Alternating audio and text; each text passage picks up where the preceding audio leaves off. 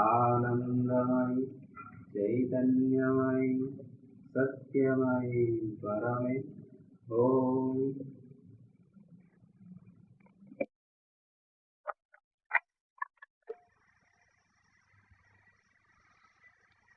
It's a very auspicious day in more than one way. The first thing is the sweet memory of our beloved friend who left his body just this day.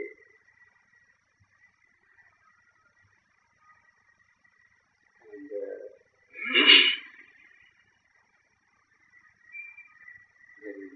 the year is coming to a close, and we are on the eve of the new year. So it's a transition.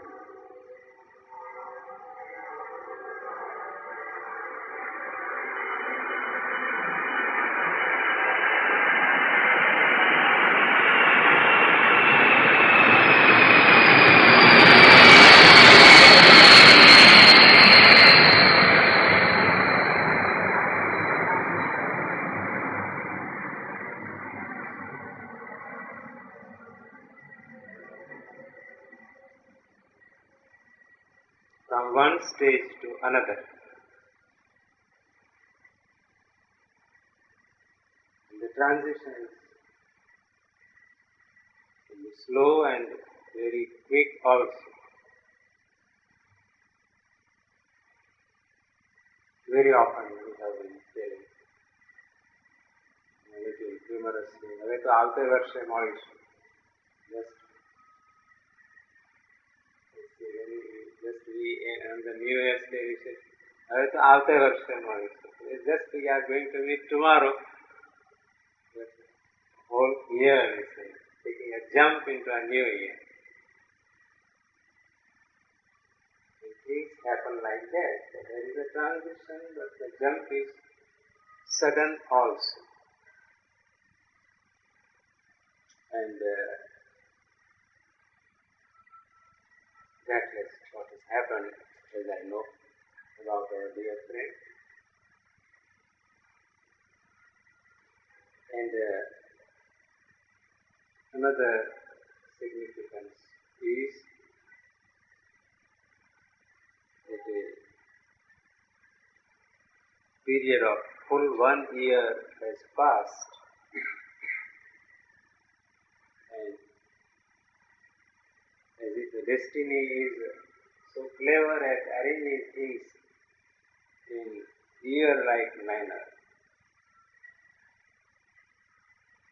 That is what happened with Savitri. And I have been invited to talk to you about Savitri. I am really very glad and very happy for that.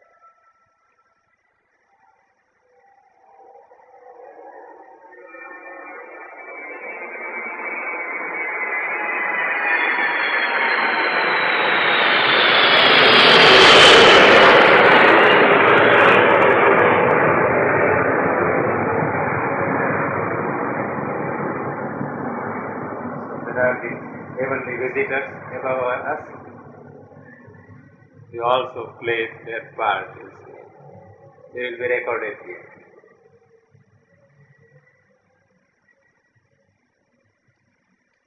So, before taking you to Savitri, or a few words about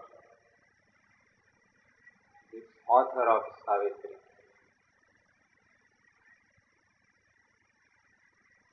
Will be very helpful to us.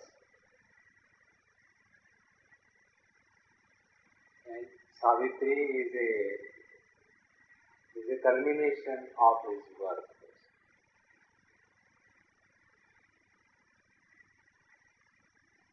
And it is a very big subject. Whole of Savitri is a great subject, and Sri Aurobindo is still a greater subject.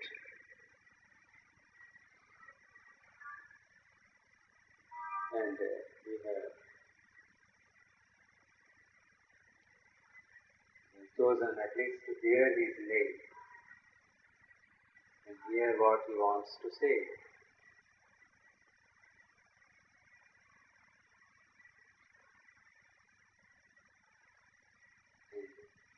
I can tell you in a single sentence, he has bridged the gulf between earth and heaven. This is not poetry. It's a very practical statement.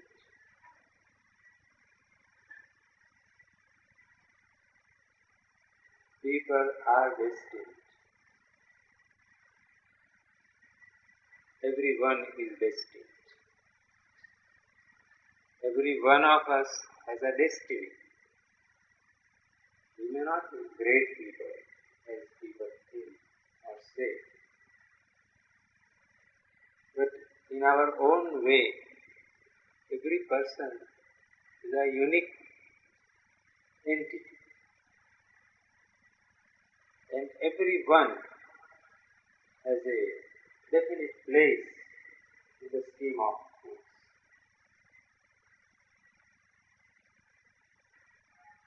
So, we are playing our destined part,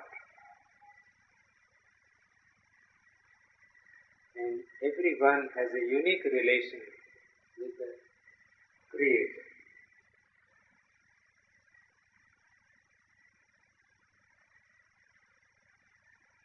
So, Sri Aurobindo had to play a great part, very great part, and he was picked up from the normal course of his life and put into this great work.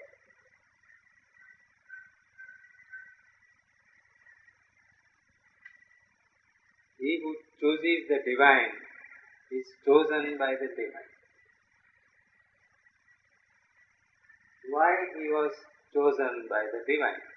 For his work. So for that he says, he who chooses the divine, and he chose the divine.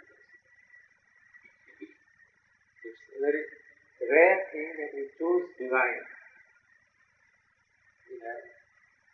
We choose so many things, but to choose the divine is a very rare thing in a human being's life.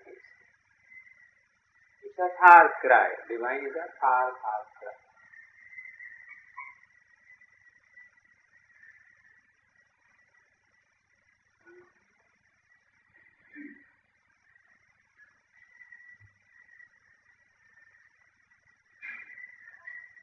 So he offered himself to the task.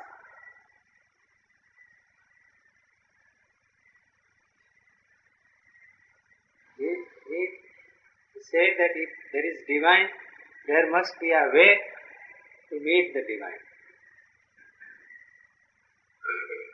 We all accept divine is taken for granted. Bhagavan to say,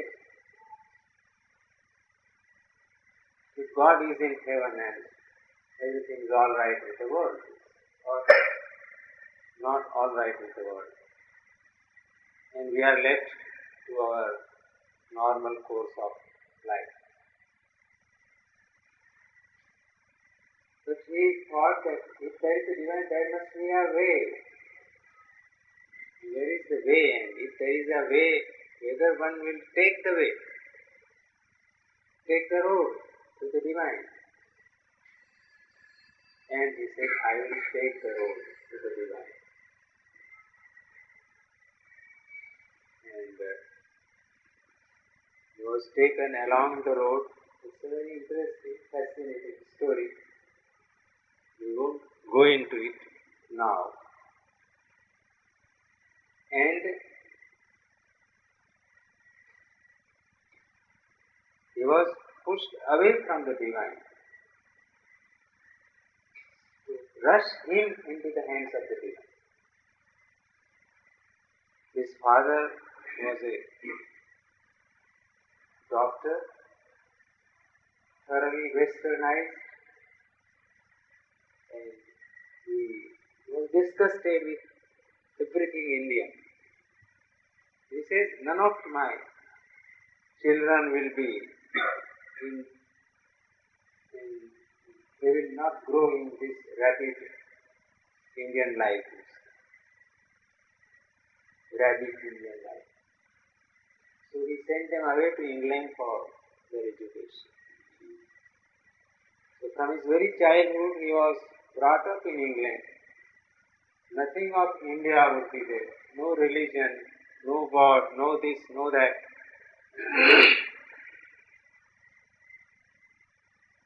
But comically enough, he was put in the hands of a Christian family there. They wanted to turn him into a fine Christian. He said they started mocking at the Christian things also. So they were driven out from the Christian family and they lived, these young boys, as independently. And the father stopped sending them money also. He could not send money enough also. So in English winter, a piece of bread just for evening, they managed to live and they studied, and he was the brightest student.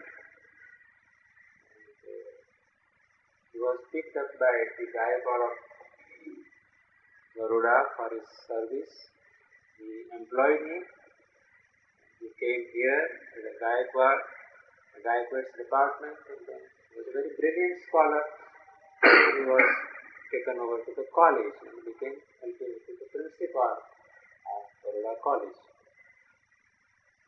And in England he had taken a vow to fight for India's freedom.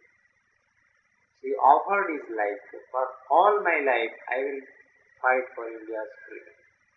I devote my life to India's freedom.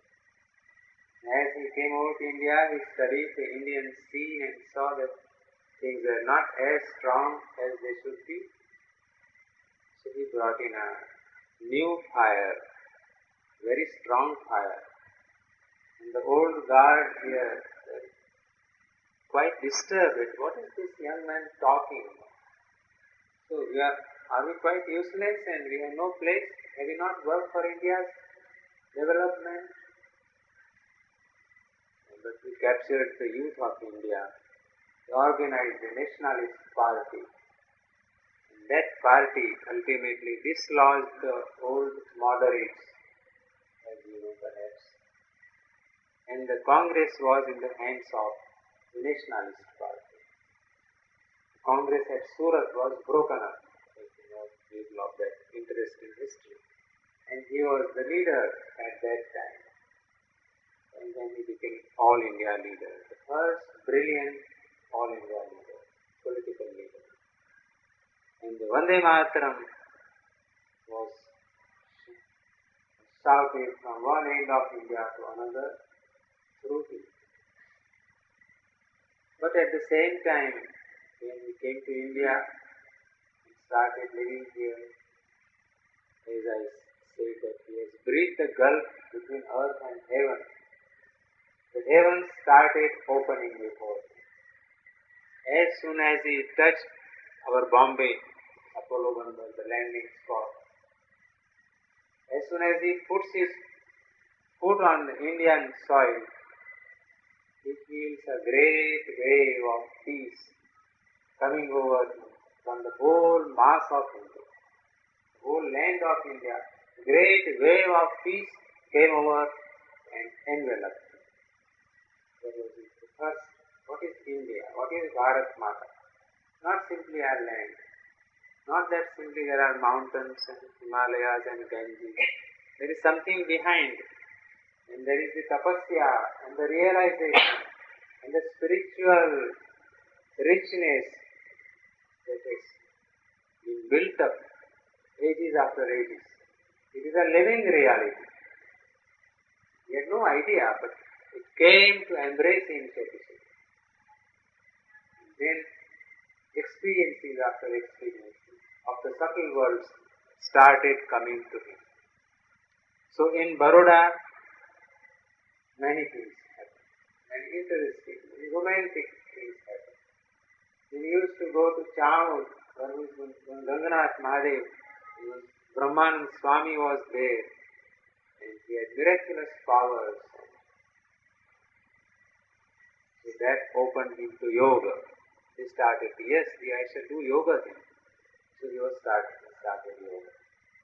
And while moving on the coast of Narmada, in one temple of Kali, he enters and he feels the divine presence there. The world is not empty. It is full of the divine reality. It's a vibrating reality. The skies are not empty and neutral and still. The skies were vibrant with a living consciousness, a living presence. And that presence ultimately took him away from politics. He was imprisoned in Calcutta, put in Alipur jail, and there he says, I was told, he was already in great communion with the divine. And he says, why I am brought here? My work is outside. Then he said, wait and see. Then he says, I was given Gita in my hands. And this force came to me. And all the truths of the Hindu religion were revealed to me. All my doubts were removed. And I was given the complete realization of the Gita. And then I was given the work to do that work for the furtherance of my purpose. This is how we started yoga. And after he came out, he was guided to go to Pondicherry, where the yoga went on. Things after things happened, and ultimately in 1926, when the yoga was quite ready, and the path to the divine was ready, he calls it the sunlit path. It is a very fascinating word for me. Paths are there, but there are normal lamp posts or neon lights, this or that. But here the yoga is worked out in such a way that as if a sun has been put on that. So no darkness is left. So this whole region of the upper worlds is all clearly worked out. And say, yes, if you are ready, come on, start march. And then he said, I am here to give divine consciousness to those who want to. I call no one. What is the basis of his work? That I call no one. But I am here to give divine consciousness to those who want it. So it is a question of who wants it. And there were people who did want something. They started coming to me. And the great mass of humanity are there with me. And we are a part of that. What he has worked, we would like to hear first of all. And then we started, we went there in 1910, 4th April. In 1916 he started his magazine, monthly Arya.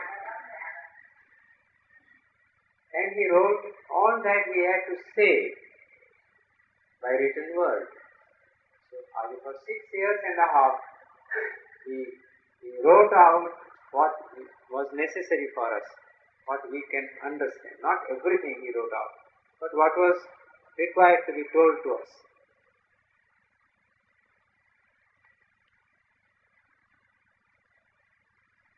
So in course of all this, primarily he was a poet. He started writing poetry in England itself. Then he wrote many things. And then he started writing Savitri.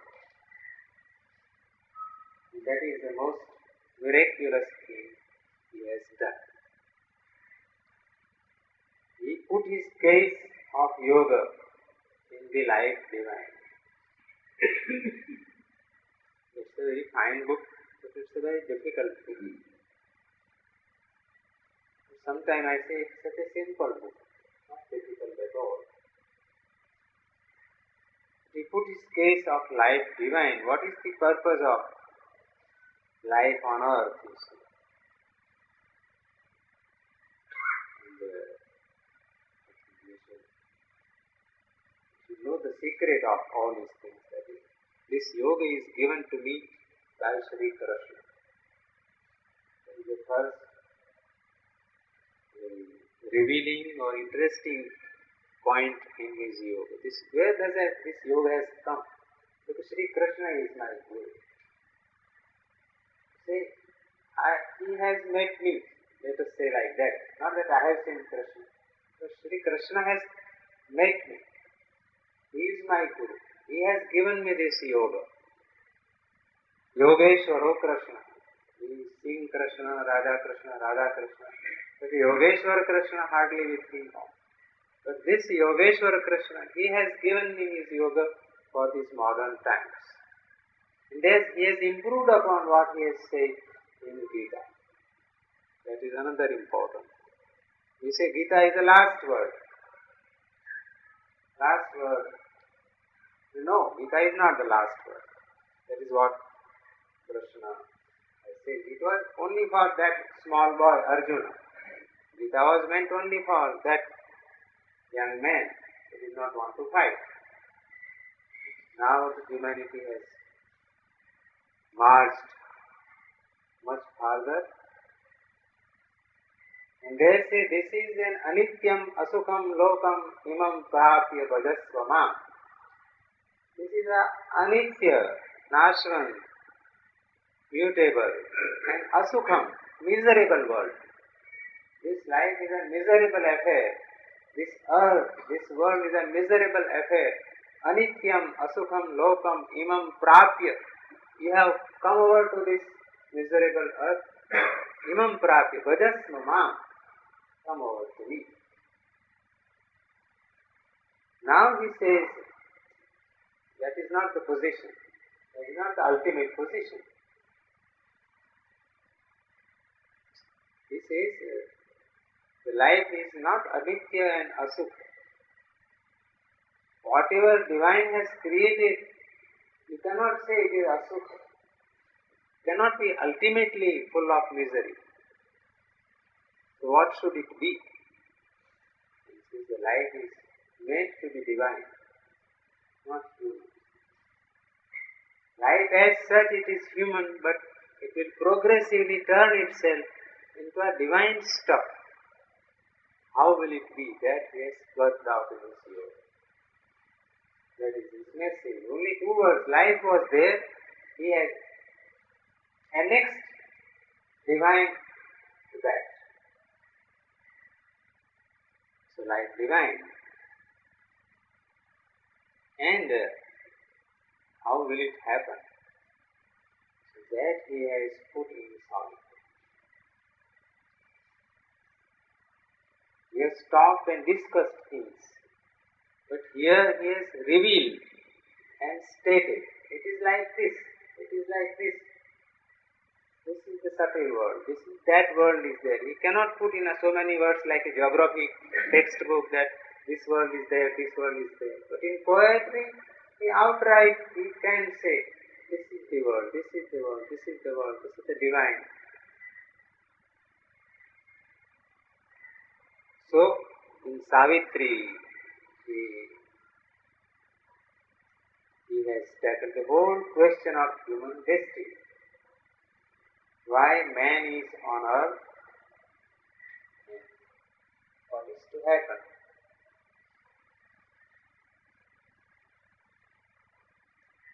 The greatest problem of life is death. There is no greater problem than that.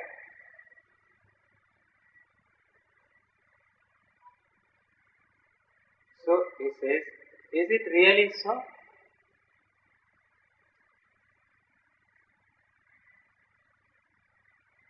And that most debatable point has been settled in Savitri. It is also very interestingly why the Satyavan's destiny was there that after his marriage he will live only for 1 year, 365 days. On that day, Satyavan must die. That is written in his destiny.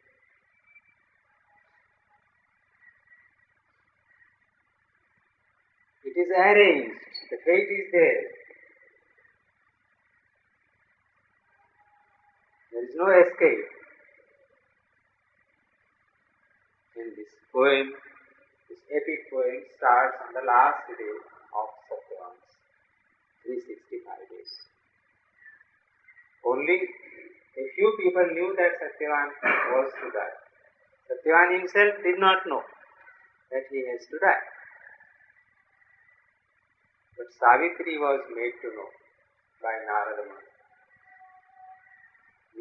Savitri's father and mother knew. Narada Muni told him that this is the situation. This young girl, she has gone out and she has chosen his life mate. Everything is very, very fine, but he says something like but, and that the whole fine mirror of happiness is outside. Cut. What is that but? The mother asked. Tell us, what is that but?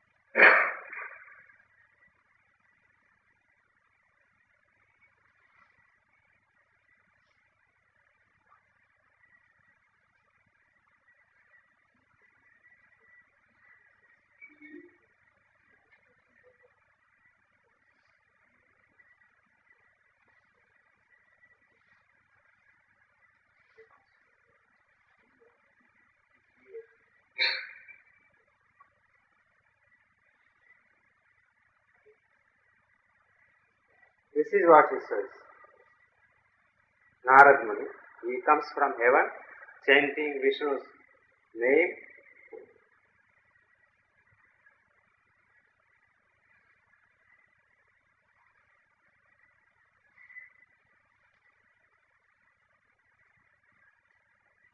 If thy heart could live locked in the ideal's gold, as high, as happy might thy waking be. If for all time doom could be left to sleep, the doom is there. If it can be left to sleep for all time, he knows the destiny. He spoke, but held his knowledge back from words. He spoke, but held his knowledge back from words. In the mother of Savitri, so what is it? Please tell us. So he tells, this is the destiny. 365 5 days are allotted to their love, to the life of their love, and then the end will come. So, mother is not very happy. She asked Savitri to go back and cancel his whatever his agreement, her agreement. Savitri says, no, Savitri chooses but once, whatever she is ready to meet the fate. Then, throughout that year, she prepares herself. That is Savitri.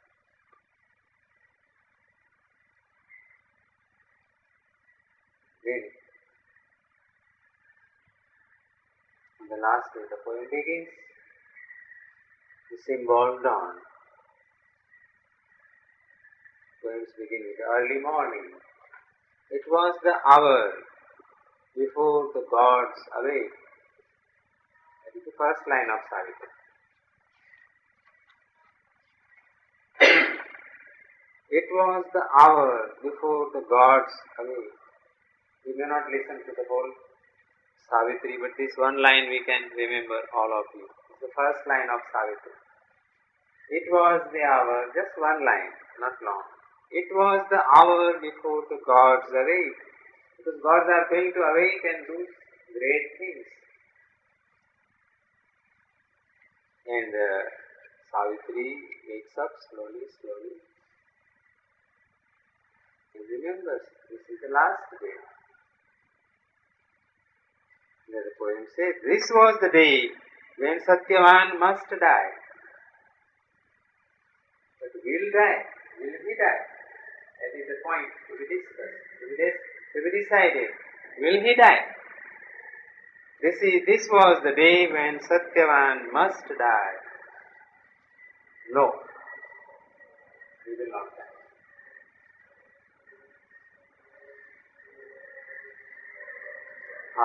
How will it happen? So here now, this is a different Savitri.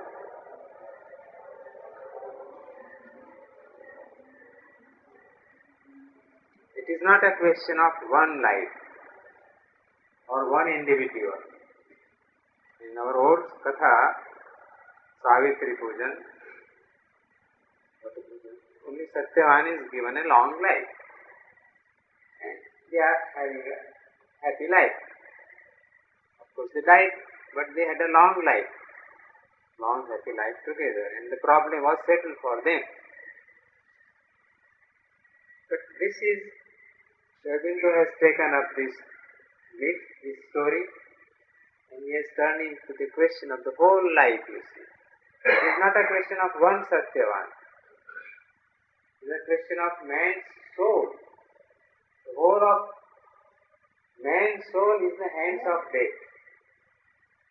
The whole earth is in the hands of death. And that is not the ultimate reality. It may be the present reality.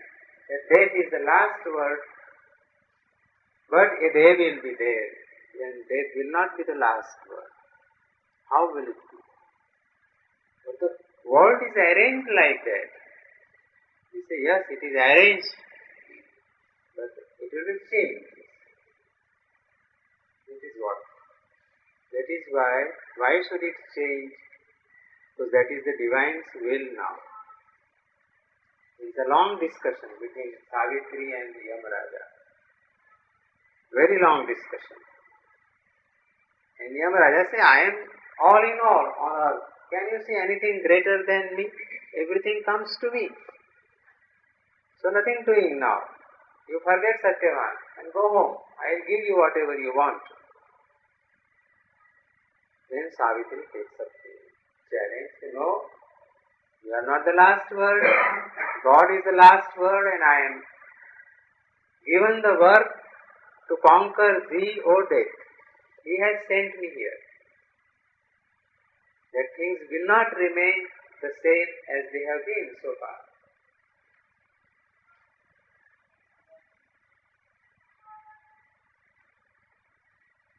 And this huge machinery of earth, of life, it will undergo a change. But how it will happen? So it was prepared. How Savitri came? Why Savitri was given that work? None else.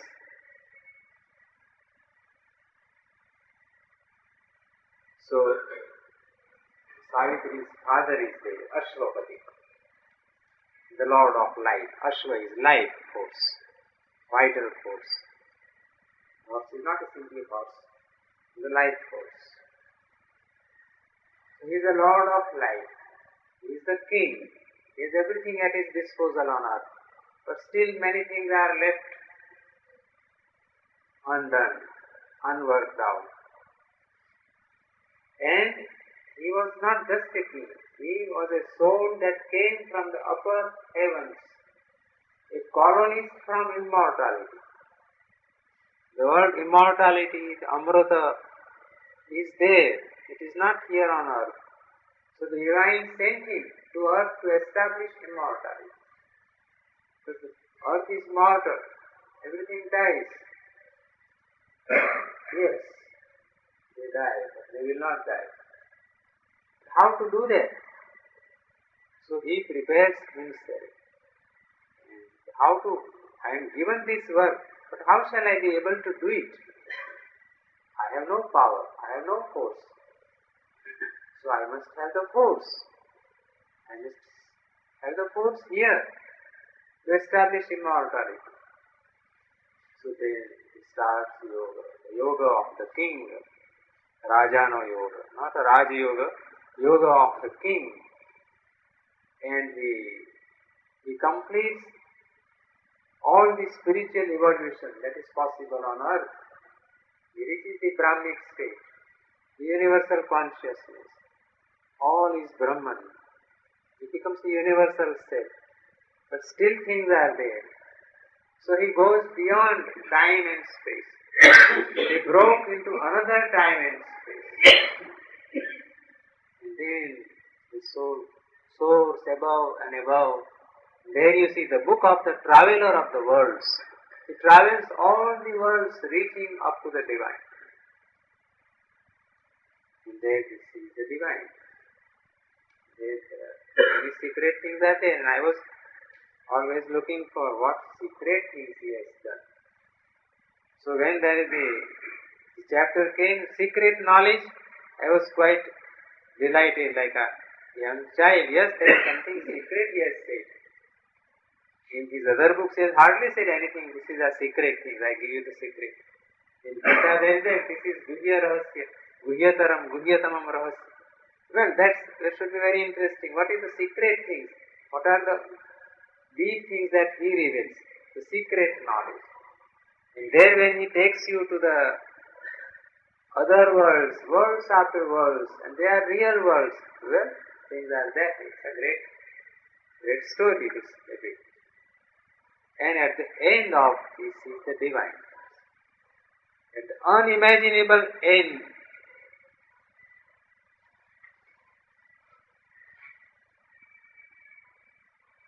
and at the unimaginable end of the huge riddle of created things. End of what? End of this riddle of things. What is all this after all? The huge riddle, not a small riddle, of created things. At the end of that, at the unimaginable, you can't imagine the end of these things. Where can be the end? But there is an end. You cannot imagine, but it is there. At the unimaginable end of the huge riddle of created things appeared the far-seen Godhead of the whole. Here somebody says that God was seen, God appeared. He travels like this, where everything is destroyed, the whole universe, all the worlds, all their Brahmas, all the great schemed worlds were passed, taken and abolished one by one. The demiurges, their Brahmas and their worlds were passed, they were taken and abolished one by one. When everything was destroyed, then the divine is seen. And then at the far end, unimaginable end, appeared the far-seen Godhead of the whole. There divine is revealed. His feet firm based on life's stupendous wings. How was the divine seen? That his feet we were seen. From there we can see that the head is there, but first the feet are seen. And the feet are there firmly based, he is standing. Firmly based on life's stupendous wings. Life has wings. Something like the Garuda. The wings are outstretched and the divine is standing like that. We have never heard anything like this before. And then he looks at the whole world. He is omnipotent or lonely seer of time. He is seeing. He is only there to see the time. There is nobody to see with him. Inward, inscrutable, with diamond gaze. Is he looking only outside? No, he is inward. What is he looking inside? Inscrutable. But with diamond gaze, his eyes are seen. The diamond gaze, he is looking at the whole universe. Attracted by the unfathomable regard, the unsolved slow cycles to their fount return, to rise again from that invisible sea. And that unfathomable regard. How does the divine look at things? You can't fathom it. But with that regard, attracted by that, the whole universe, the unsolved slow cycles, all these cycles are there, unsolved. Why all this world is there? They return to their fount, goes back to rise again. There he meets the divine. But the divine is there at the end. What is here? This is not the solution. Everything is destroyed when the divine is there. So he waits, no, let something come to me. Then something else comes. And something touch comes. The vibration comes.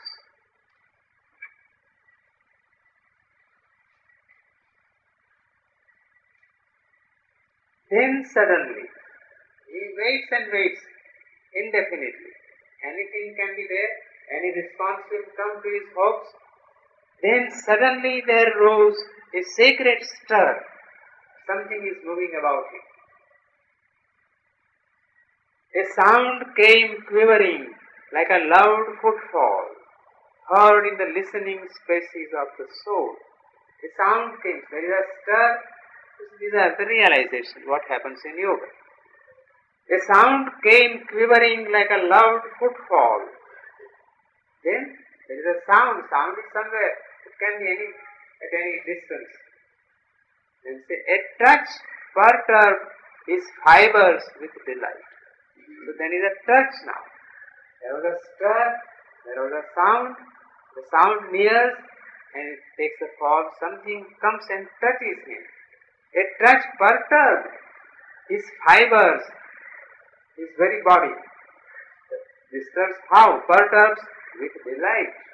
Something comes that makes him full of delight. What has happened? An influence had approached the mortal range.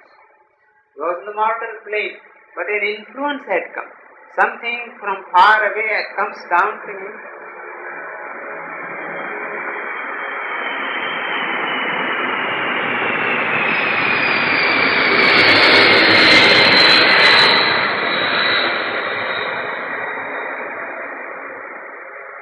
And this is the most miraculous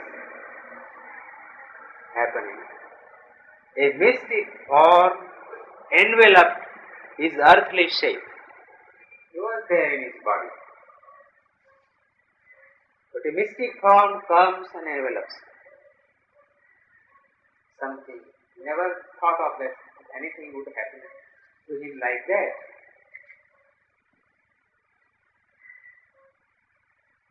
What is that? A mystic form. Then the poet starts in a very definite language. On at her contact, broke from silence is seen. Her contact. What is that contact? Her. She. The poet talks in the feminine. It is she. What is this she? All at her contact broke from silence seal. Spirit and body thrilled, identified. The last use. The one he worshipped was within him now. What was enveloped enters him.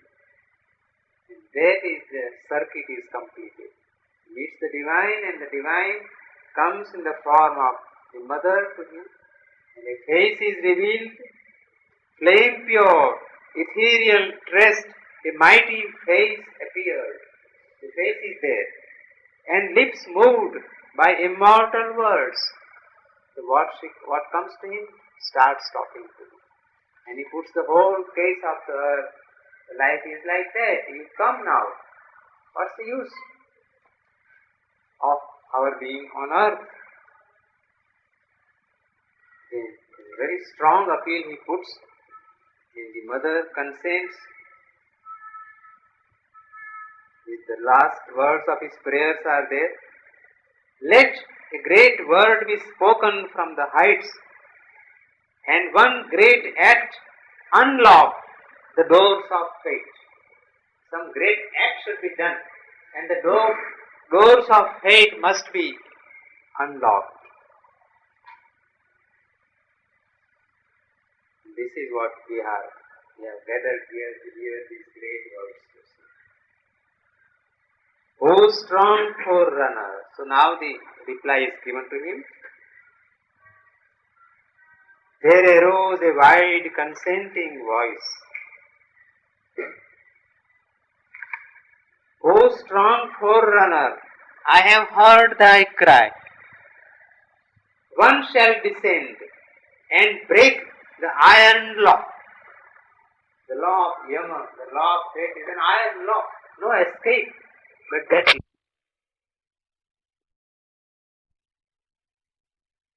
descend and break the iron law, change nature's doom by the lone spirit's power.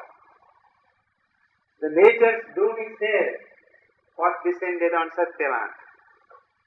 Change nature's doom by the lone spirit's power. This is many interesting things. She shall bear wisdom in her voiceless bosom. Strength shall be with her.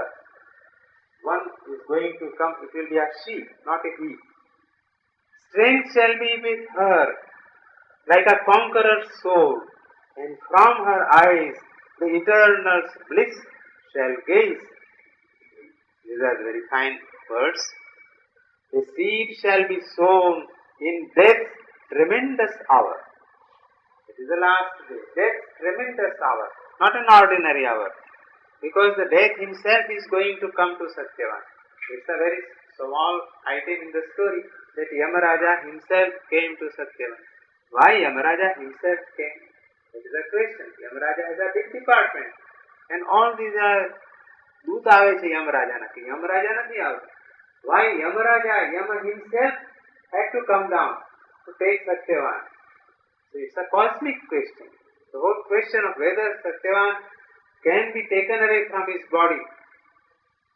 If the Yama has himself to tackle the situation. So he has come. So this is the death tremendous hour. A seed shall be sown. So when this last day, when the day is going to come, a seed shall be sown, a branch of heaven, transplant to human soil. Heaven is there, immortality is there. Ashwapati was made to work for that. He prepared himself, and then that is what will happen.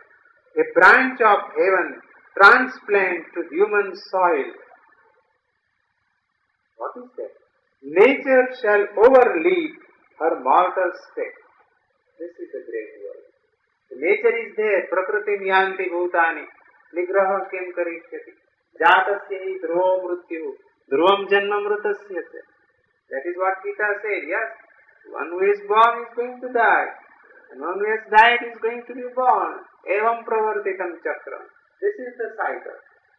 That is to be broken.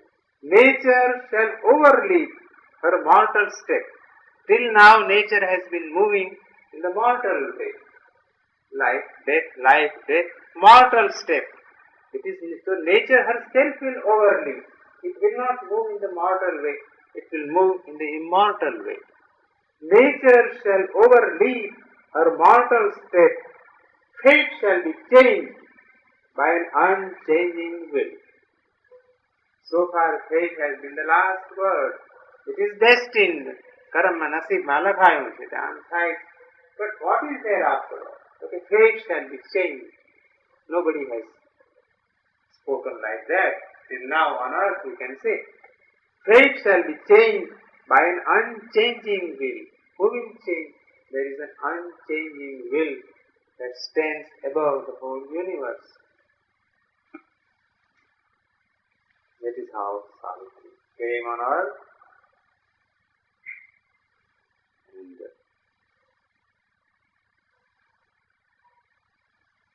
she had to do further yoga. She is born.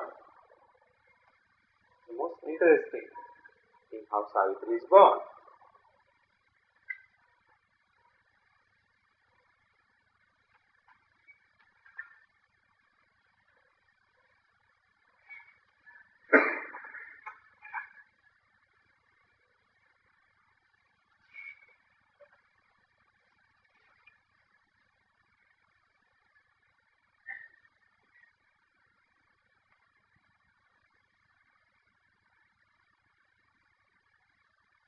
Very fine thing. How when a child is born, every child simply cries. A spirit of its celestial source aware descended into earth's imperfect mold and wept not, fallen to mortality. Every child, they cry.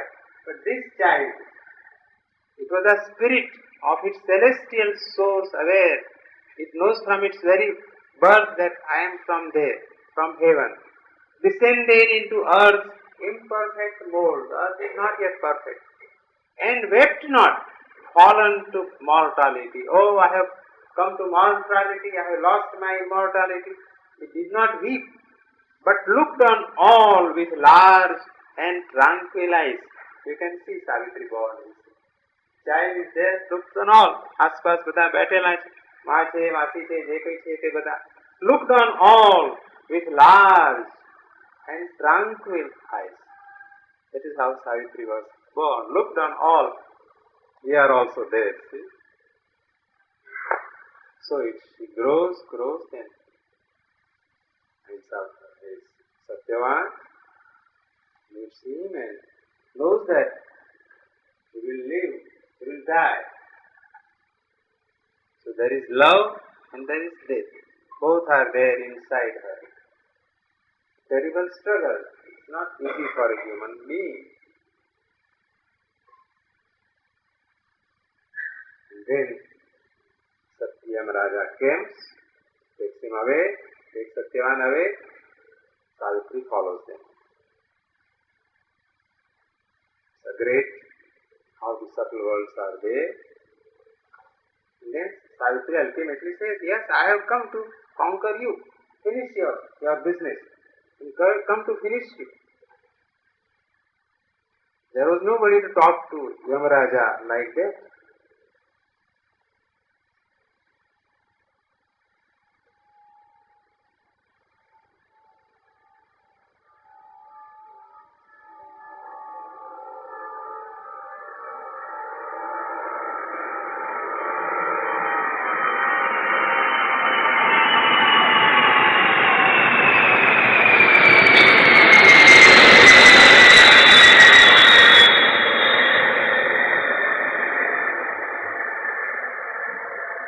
She has told everything that was to be told. Okay? You are not the God. God has sent me with this mission to conquer thee, and the whole scheme of things has to be changed.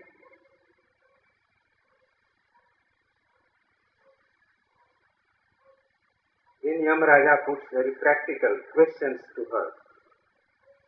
And Yamraja feels that this is not an ordinary soul, Savitri.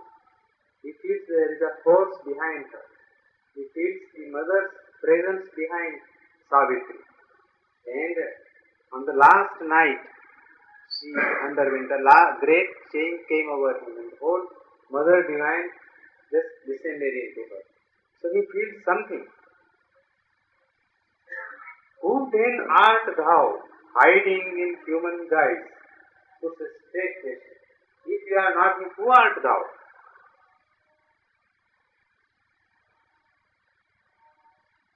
Is thine that strength, you say, that I want to remove you? But is thine that strength, O beauty of mortal limbs, O soul who flutterest to escape my net? You want to go away out of my net. But is thine that strength? Who then art thou, hiding in a human guise? Thy voice carries the sound of infinity. You are talking as if from the infinity. Knowledge is with thee. Truth speaks through thy words. The light of things beyond shines in thy eyes. Very great compliment. But where is thy strength to conquer time and death? You say, well, I will conquer time. I will conquer fate. I will conquer death. The real question is there the strength with you? Where is thy strength to conquer time and death? Hast thou God's force to build heaven's values here? Have you come with the God's force? Hast thou God's force to build heaven's values here? A blind force. By power, not light, the great gods rule the world. The power is there. Power is the arm of God, the seal of fate.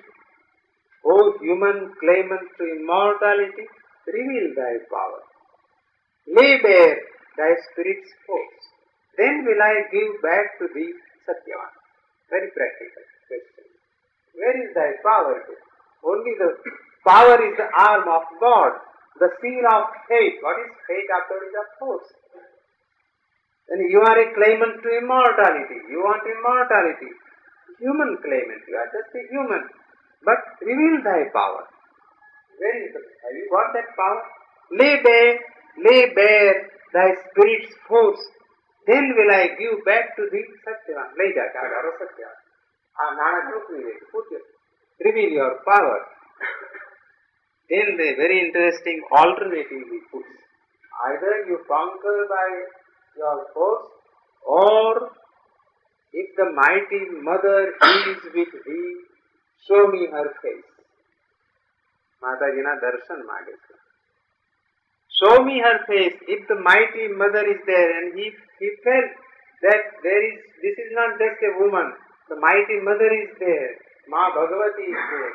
If the mighty mother is with thee, show me her face that I may worship her. This is, Yama has never said anything like that. On earth, you see, since the creation began, nobody was there to talk to this great God like this, you see. So he said, he had no occasion, he had just to be busy looking after his business, attending the world. So he had no occasion to see the mother. So he prayed, if the mighty mother is with thee, show me her face that I may worship her. And this is a very pathetic and very deep prayer. Let deathless eyes look into the eyes of death.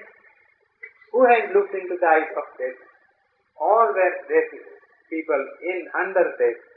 He has not met any deathless eyes, and this is his very ardent prayer. Let deathless eyes look into the eyes of death. An imperishable force touch brute things, transform earth's death into immortal life. This is the basic thing. Okay, an imperishable force, let that force come, touching brute things, these gross physical things, transform earth's death into immortal life. So this earth's death Whatever is there, it should be transformed. Death, there should be no death is there. Transform earth's death into immortal life. Then can thy dead return to thee and live. Thy dead can come. But this thing must happen. Let the mother come and look into my eyes, then all this Satyavan and everything will be at your disposal. The prostrate earth perhaps shall lift her gaze and feel near her the secret body of God, and love and joy overtake fleeing time. That is it. The time is fleeing, but one day love and joy overtake fleeing day. So these are the two conditions under which the Yamaraja is prepared to give back Satyavan. The question is there, whether Yamaraja will fulfill his promise. Yamaraja does not listen to him.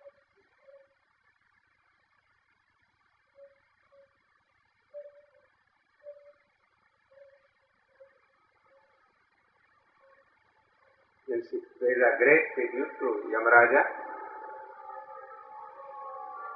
I hail thee, almighty and victorious death.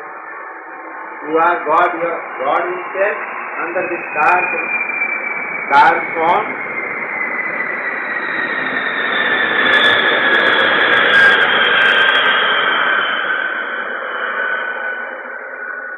Thou art his spur to greatness in his works, the whip to his yearning for eternal bliss, his poignant need of immortality. Live, death awhile, be still my instrument.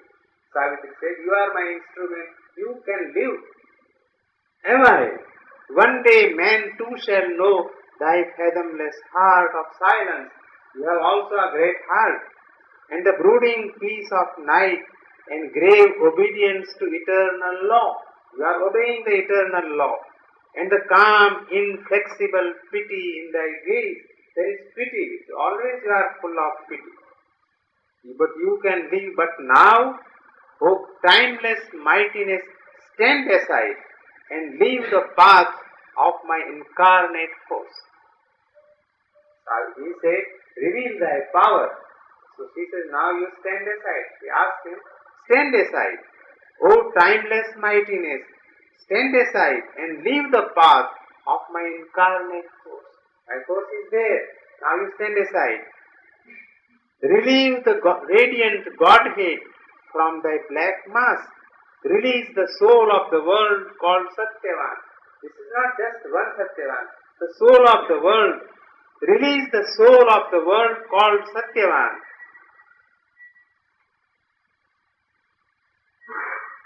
She spoke.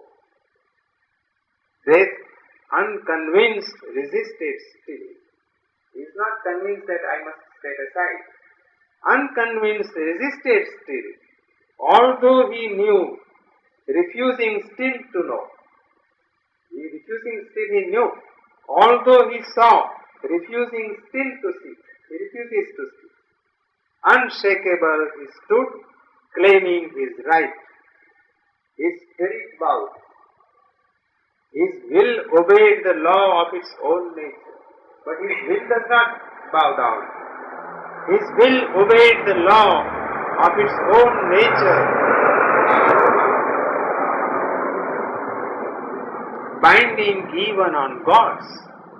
The law of nature is binding on all, and Yamaraja cannot escape it.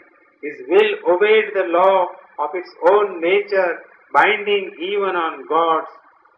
So there is no other way for Savitri but to assault, to show the power, the incarnate force. The two opposed each other face to face. Now this is the last battle. The two opposed each other face to face. There is nothing to be told, nothing to be taught. His being like a huge fort of darkness towered. The fort of darkness, high and high, his being towers. What Savitri does. Around it, her light grew, and oceans ceased. એક દરિયો ઘેરી વળતો હોય. Around that tower, her light grew, and oceans ceased. Awhile the shade survived, defying heaven. The shade is there. It defies. No, I am not going to yield. The shade survived, defying heaven. Assailing in front, oppressing from above, a concrete mass of conscious power, he bore the tyranny of a divine desire.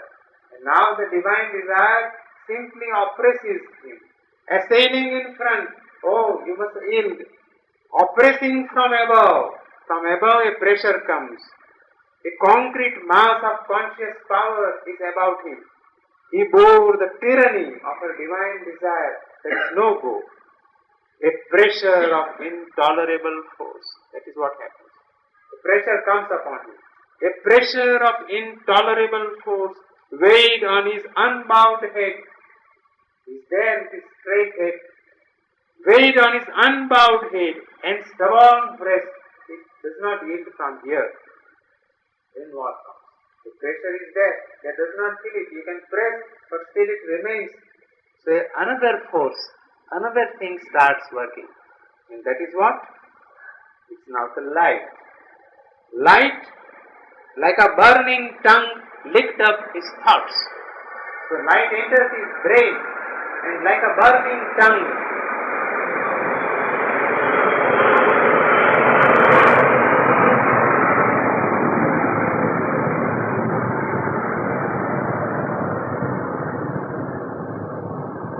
light like a burning tongue licked up his thoughts. There is no more anything inside his brain. Light was a luminous torture in his heart. The light goes down in his heart. The luminous torture and torture. Light coursed a splendid agony through his nerves. Light enters through all his nerves. It is coursing like blood. A splendid agony through his nerves. His darkness muttered, perishing in her blaze. So all his darkness is perished, and he wants to save himself. Who can save himself? Who can come to himself? Nothing comes to his help.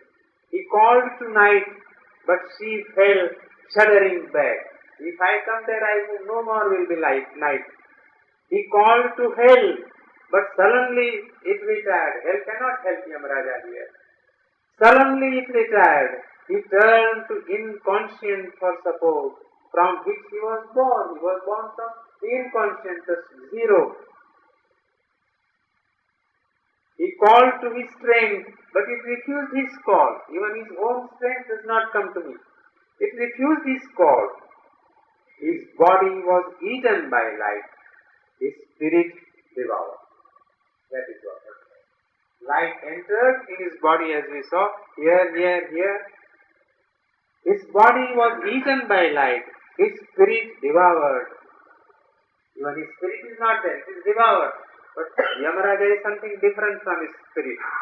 At last he knew defeat inevitable. There is no go. And left crumbling the shape that he had worn. He had worn that shape. So he leaves that shape, the shape crumbles, Yamaraja goes out. He is not dead, he leaves the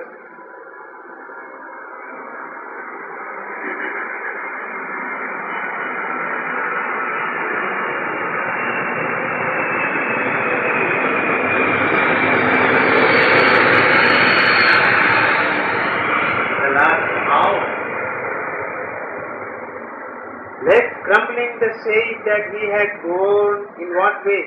Abandoning hope to make man's soul his prey. This was his business, to make man's soul his prey. So that hope is no more with him. Abandoning hope to make man's soul his prey and forced to be mortal, the immortal spirit. That was he has been doing. The immortal spirit, he has forced to be mortal. So that hope is no more with him. Afar he fled, shunning her dreaded touch. Oh, Savitri is following. He flees far and far. Afar he fled, shunning her dreaded touch, and refuge took in the retreating night. The night is retreating now. The day is just finished. In the retreating night, refuge took. In the dream twilight of that symbol world, the dire universal shadow disappeared, vanishing into the void from which it came. The dark shadow, universal shadow, dire, terrible shadow disappeared, vanishing into the void from which it came. This is how end of Yamaraja, and there Satyavan and Savitri is there. The twilight realm passed from their souls. They were in this twilight realm, and Satyavan and Savitri were alone. So Yamaraja is no more there. He has left the earthly scene. And there they go to heaven. Neither stirred. Between those figures rose what happens? They cannot meet. Satyavan is there, Savitri is there. They cannot go to each other and take each other into their arms. No. Between those figures rose a mute, invisible and translucent wall. A wall arises between them. Invisible. They cannot go over to each other. In the long blank moments pause, nothing could move. Pause. What is going to happen? Long, blank moments pause. Nothing could move. Everything is at a standstill. All waited on the unknown, inscrutable will. What is going to be the divine's will? The unknown. All. Now it is not only Satyavan and Savitri. All, as if the whole universe is there. Everyone. All waited on the will. Inscrutable, unknown. What is going to happen? Satyavan and Savitri are taken to the divine. The divine blesses them and sends them back to work out the divine life.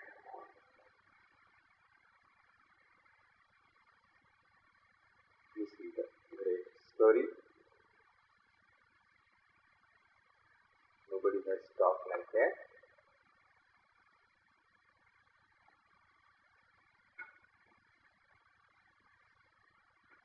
And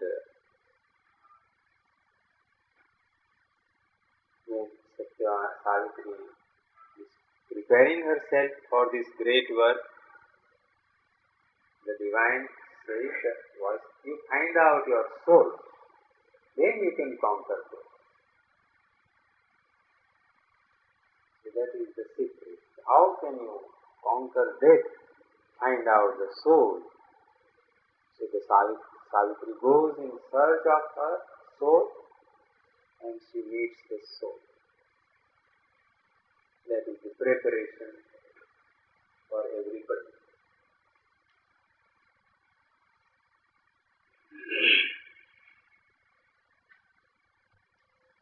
We are here.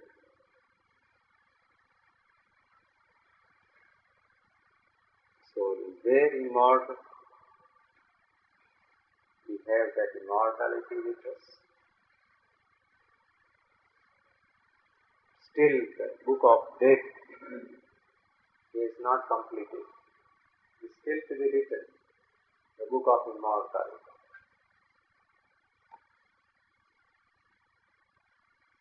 But this finding the soul, that is what has been done.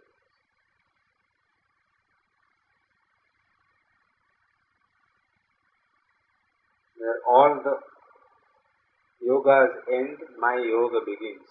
That is what Shri has said.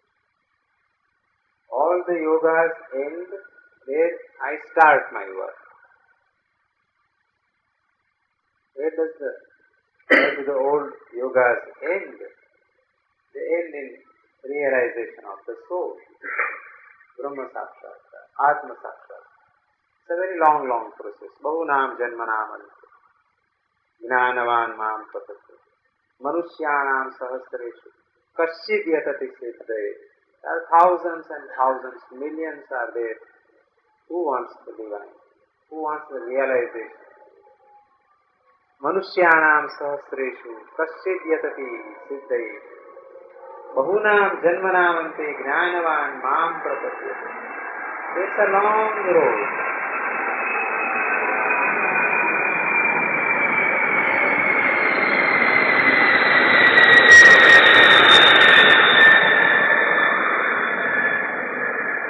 Very long way. There is no shortcut to that.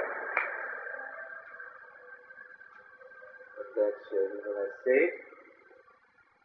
it's not a said, it is a fact that at the whole yoga's end, my yoga begins. So when we begin this yoga, when we come to this yoga, we are at the last step of the whole yoga. That is, we are taken to our soul immediately. If you can follow me. When we come into touch with this yoga worked out by Sri Aurobindo and put here, the practical side of it is this. When we reach this yoga, the first thing that happens to you is that you are put into your soul. Just maybe for a second, for a few minutes.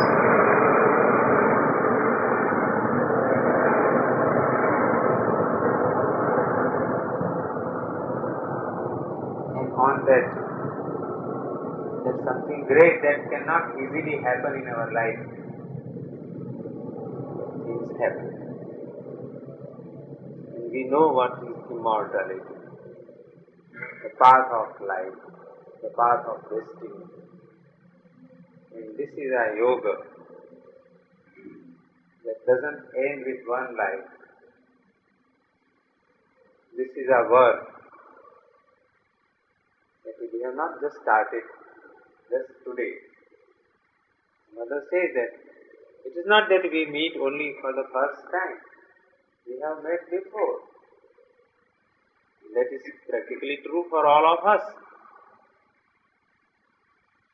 We are on that way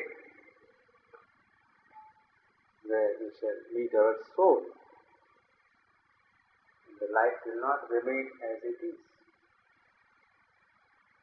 And the question of death is very practically. There is no death. None dies. It is only a departure to another. The deer departed. So they are still there. That is what I feel, and we must feel that. Whoever has left is not gone away. He is simply gone, not gone away.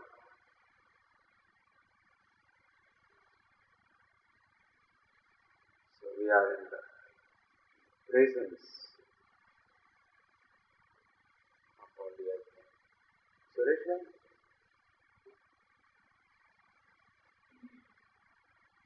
you may be there, you see. It's not impossible.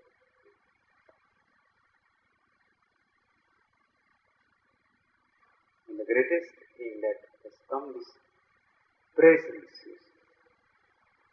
The earth has a presence, you see, which was not there so active before this yoga came to Sri Aurobindo. It's the first word of it. That we are not alone, you see. Wherever you will see, yes, something is there around us. And that presence gives the real value to life. Wherever we shall be, in our destined spot, His presence is there. Some are here, some are there. Each, they are protected. All souls are protected. You have seen what happens there in so many words. The soul goes in the normal course of things. In a resting place, there is a time of rest, period of rest. There the soul assimilates all the experience of the life and grows. All the life, there is essence of life and assimilates and grows. And when the time of rest comes, he starts on a new cycle. We meet and part and meet. It's a universal life in which all are together, everyone in his own place.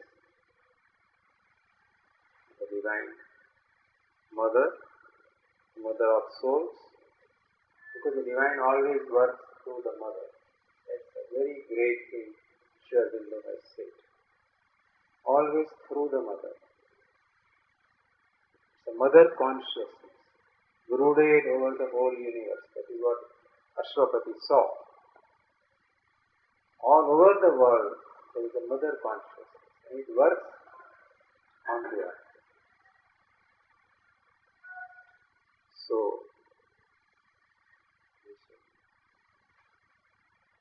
our blessings are there, our presence is there. Let us pray that we meet our own fulfillment, the highest aspiration that we can have in our life.